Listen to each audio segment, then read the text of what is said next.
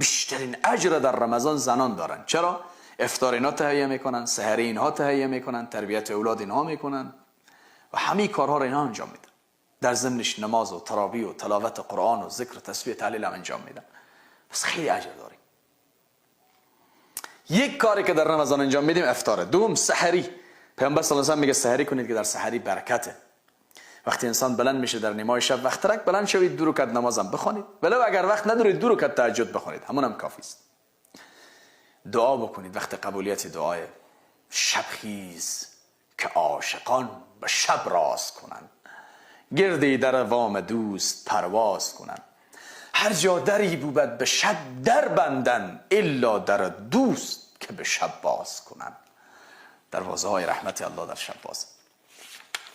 نیمه های شب بلند شد، هم سحری هم تهجد هم راحت بودن. سومین